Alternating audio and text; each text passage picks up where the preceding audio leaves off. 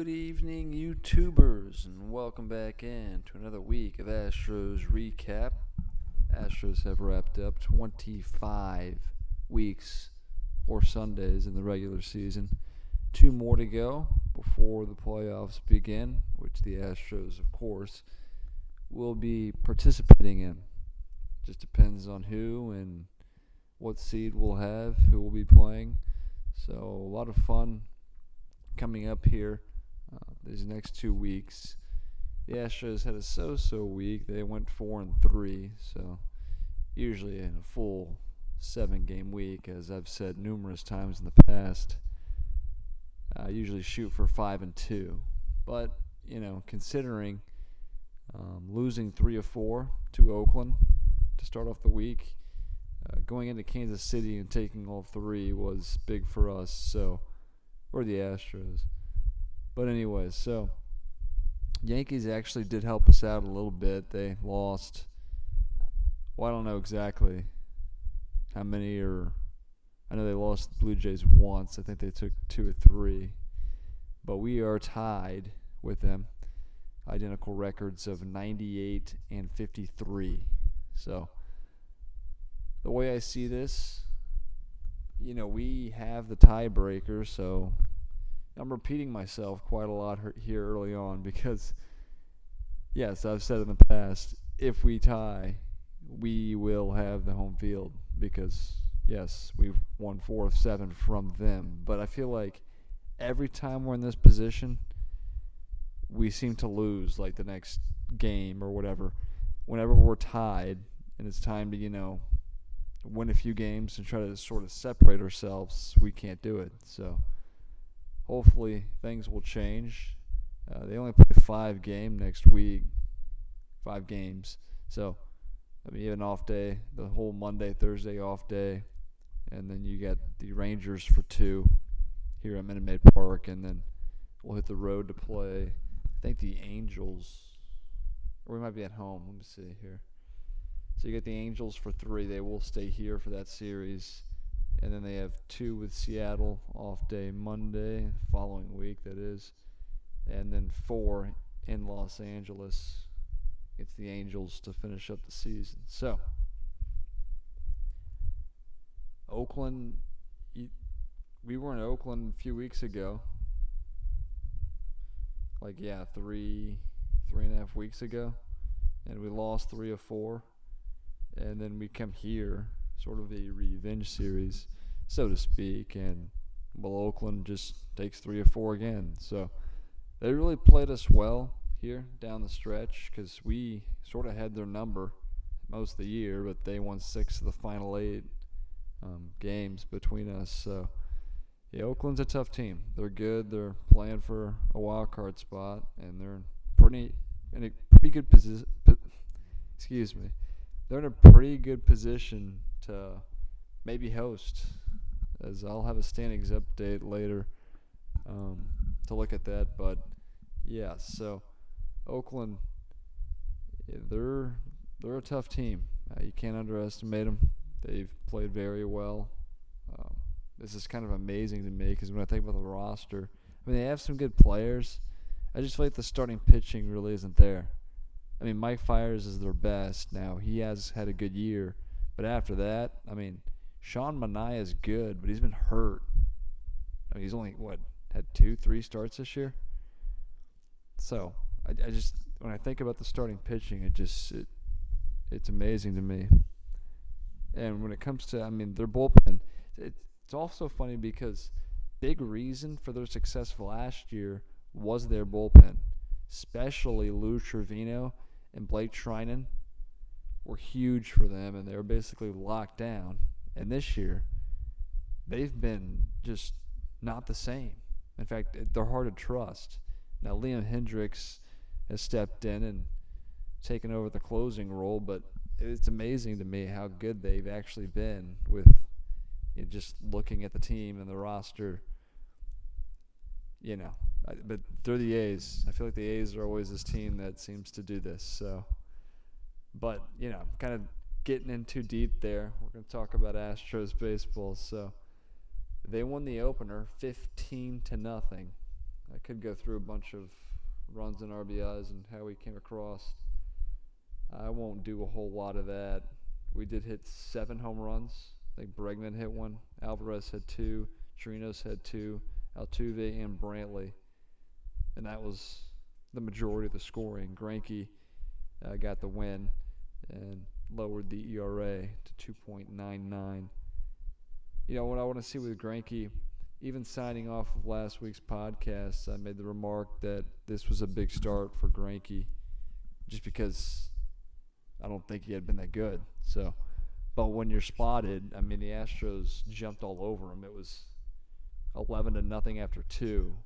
I mean, all Greinke has to do is get through 5 and the win's yours. I mean, he pitched well, but again, that wasn't like a big game, pressure game. That's what I need to see for me to, be back on board and trust Greinke in the playoffs. But, I mean, I still can't fault him. I mean, if I pull up the box score here, he went 6 innings, 2 hits, no runs, no walks, struck out 5. Brian Abreu got in 2 scoreless innings, and Cionel Perez got the 9th to end that game. But we blew him out. And then Tuesday, Oakland basically returned the favor, beating us 21-7. So 2 very uncompetitive games. Athletics, this is crazy. 7 runs in the first, 2 more in the second, 2 more in the third, 6 in the fourth, 2 in the fifth, 1 in the sixth. Wade Miley, once again, was completely awful. Got through a third of an inning, charged with 7 earned runs. I mean, think about this. These last 2 starts, now Miley pitched today, so I'll get to that in a minute, but we're going to stick to just Tuesday's game. His last 2 starts, he's gotten 1 out. He's allowed 12 runs. That's just, I can't believe the ERA hasn't blown up to as much as it had. I think it was right at 3.08, right around there. So after this outing, awful, terrible, atrocious outing, the ERA is at 3.74. Snead came in, didn't really provide much relief because he gave up 4 earned. Biagini gave up 6 earned. AZA's been terrible. That just didn't turn out. That entire trade, Sanchez now out for the year. Biagini's been a mess in the bullpen. So now you only gave up Derek Fisher to get those 2, so you didn't lose a whole lot, I would say. But yeah, I'd say that it hasn't worked out the way we had hoped. Davinsky, like he usually does, gave up 2 earned runs, and so did Framber Valdez. So the pitching was terrible. You put up 7 runs, you expect to win, but we just got absolutely. Use whatever word you want. We got absolutely smashed in this game. So yeah, just put it in the past. Move on to Wednesday. These next 2 games were hard-fought, close games, but we came out on the losing end of both, 5-3 and 3-2. So I think Jose Urquidy got the start Wednesday's game, and I'd prefer him over Valdez. So Urquidy, for the time being, will get the 5th start, although with off days, as far as things look, I was looking at this earlier, I think Verlander's getting the start on Tuesday since they have the off day. They will have to use a 5th starter one more time this year. So we'll see. It's probably going to be Urquidy, would be my guess. But he's also, available out of the bullpen. With September and all these call-ups, you just sort of, I don't know, you can use people at will, I guess. But so 5-3, that was a Urquidy start, who pitched very well, in fact. So he went 5 innings, 1 earned run, struck out 10.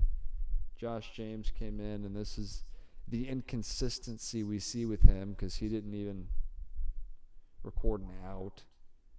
He gave up 4 earned runs, and that was really the big, turning point. Those 4 earned runs really changed. the game. We lost to 5-3. Couldn't come back. Sorry, trying to pull this up. Can't. All right. Anyway, dark screen right now, so I'm just gonna continue to go here. But yeah, Joe Smith came in. He got through an inning. Rondon got through an inning. Will Harris and Brian Abreu all got through scoreless innings. Hate to say it, and I feel like when I say this, I'm going to regret it, but Rondon has been very good lately. His last 8 to 10 outings, I should say, have been very good. I really can't complain. So, I'd hate to see him in a tough situation in the playoffs. But, I mean, if you're out of options, you're going to have to use them. And AJ, as we all know, has a long leash on a lot of the guys in the bullpen. So, trying to get the screen. This just doesn't want to work. Whatever. All right. Anyway, I'm just going to have to deal with it. So, anyway, they lose at 5-3, and they lose the game on Thursday 3-2. There was a critical, again, base running error with Altuve. A few things that really bother me when it comes to Jose Altuve. Yes, he's a former MVP. He's the heart and soul of this team. You could even say the leader. But there are a few things that bother me when it comes to Jose Altuve. I think it showed up in this game. He makes complete boneheaded moves base running wise. So you get first and second, 1 out. Yordan Alvarez at the plate, and he, for some stupid reason, makes absolutely zero sense. After a pitching change, decides, I'm going to go ahead and try to steal third base because I think they're falling asleep on us here. So he takes off. Sure enough, the pitcher sees him, steps off, throws to third, and he's tagged out. So now you got 2 outs, a runner on first, in a critical situation. It's just Altuve, it's just frustrating because he's so good, but he's made a handful of base running blunders, boneheaded, just what is going through your head type of decisions. He also will get up to the plate and just be completely swing happy and just swing at everything in his sight from time to time. Now, it doesn't always happen. In fact, it rarely happens, but it has happened. I just don't understand it. It really bothers me. Really, really bothers me. I also hate, more than anything, when I see him at second base, we see a base hit, and you see him come around third, and he's looking at the throw or the play instead of putting his head down to run as hard as he can. It's like, dude, do you not understand if you're looking at the play, you're not moving as fast? Some things Altuve does just doesn't make sense. It makes absolutely zero sense. And I don't want to sit here and waste 5 minutes crushing Altuve for some of the decisions and stupid things he does. Can't believe I'm saying this. But yeah, I'm a passionate fan, and those type of things really do bother me. So, yeah. So there was that play that a lot of fans were upset about, not just me. It just,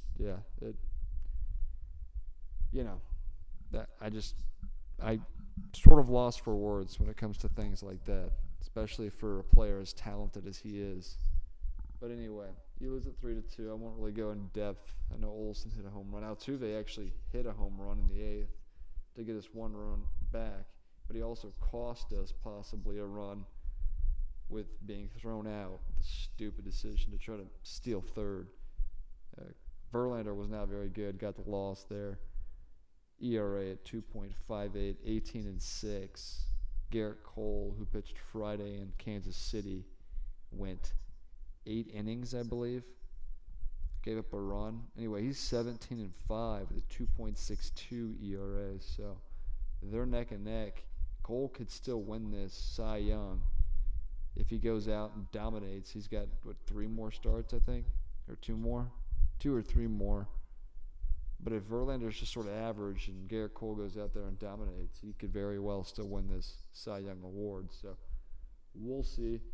But going into Kansas City, they win 4-1, 6-1, and today 12-3. So that's taking care of business on the road there. Trying to think. So Saturday, Zach Greinke won 16-5, lowered the ERA. He went 6 innings, 6 hits, an earned run, 7 strikeouts. Rondon got the whole Joe Smith, Brian Abreu, and Will Harris. Closed it out there. And then today, Gurriel, Reddick, and Tucker all had home runs. And the offense sort of exploded, even opposed to that. Wade Miley came back in a much-needed, solid outing. Went 6 innings. 7 runs, 2 earned runs, 4 strikeouts, 2 walks. Josh James came in, gave up a hit, struck out 2. Devo got through a scoreless inning, and Framber Valdez gave up a run in the 9th. So that's just a quick, short recap of the Kansas City series. So standing update for you. Of course, the Astros are in first place here. Let's see. Back to the phone. Let's see. So 7.5 game lead against Oakland.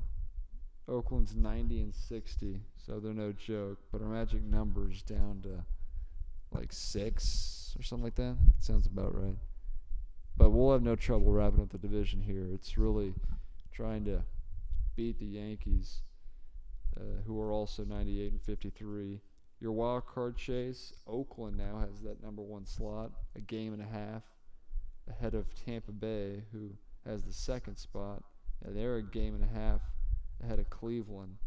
So that's what it's probably going to be, Oakland and Tampa Bay playing. And so you're at a position, it's like, who would you rather play, the winner of those two or Minnesota? And that's a tough one for me. I'm not going to underestimate Minnesota because they score a ton of runs. And Oakland, who's won 6 of 8 from us, and Tampa Bay, a team we never seem to play well for some weird reason. Now, there's no easy matchups in the first round of these playoffs. About 2.5 weeks. So, we'll be able to set up our pitching the way we want, and our hitting. I think health is very key. In fact, Presley has progressed quicker than I believe we initially thought. They want to give him a handful of major league outings before the playoffs start, which, of course, I completely understand, but you have to get him back in about a week to have that opportunity. And Correa's out currently on a rehab assignment, so he should be back hopefully by the end of the week. I'd almost keep Correa out to the playoffs start because you're risking an injury, I guess. But those are the two that I feel need to be here if we're going to make, a World Series push here. So Presley and Correa, the two big ones when it comes to needing them ready to go and knowing that they're, good to go for the playoffs. Yeah, look at the bullpen. A few guys, Colin McHugh, Brad Peacock. McHugh's been a complete disaster this year. As a starter, he didn't work. In the bullpen, he wasn't much better. So McHugh wouldn't even make the postseason roster. But Peacock, who played a big part in our World Series in 2017, I think is important. I think, they shut down Peacock, and I don't think he's even close to coming back. In fact, McHugh, of the two pitchers, is probably closer, but like I said, he's irrelevant.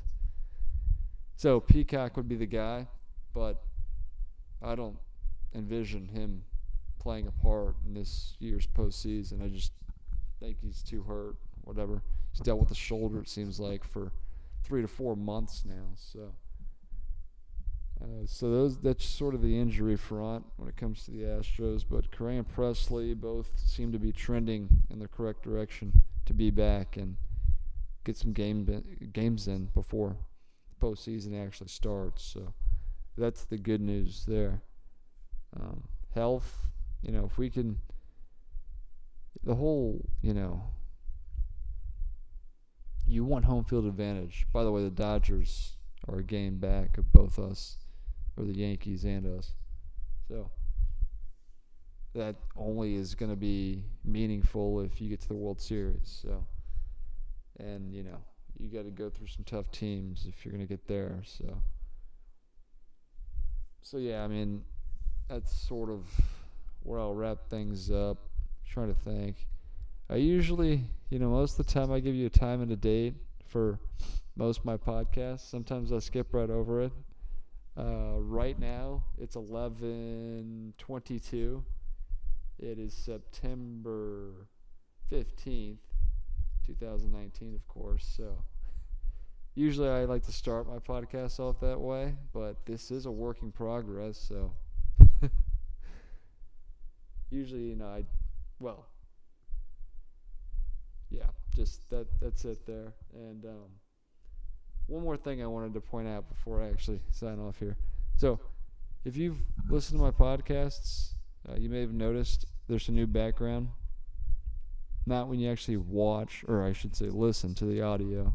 That's still this little sunset, the tree there on the right-hand side. But on sort of the cover, before you click on the audio, you have this year's logo, Take It Back.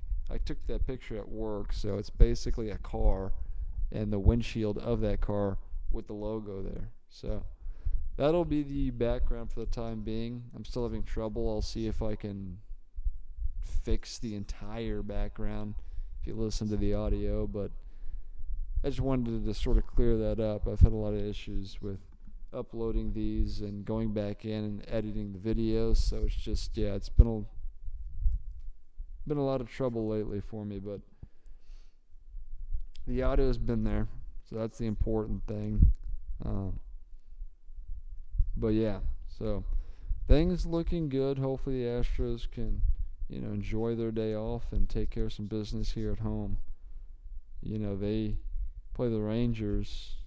They're 11-6 against them this year. The last 2 years, they've won the season series 12-7. So if they split, that's exactly what they do. If they can take both, it'd be 13-6. Of course, God forbid, but if they lose both, they'd be 11-8, and that's the exact same record we have finished the season series with against the Oakland A's, 11-8. So, and we own the Mariners 16-1. Sounds right. I believe Angels, it's like 9-3. We got a ton more games with them, like 7 more. So, anyway, yeah, it sounds right.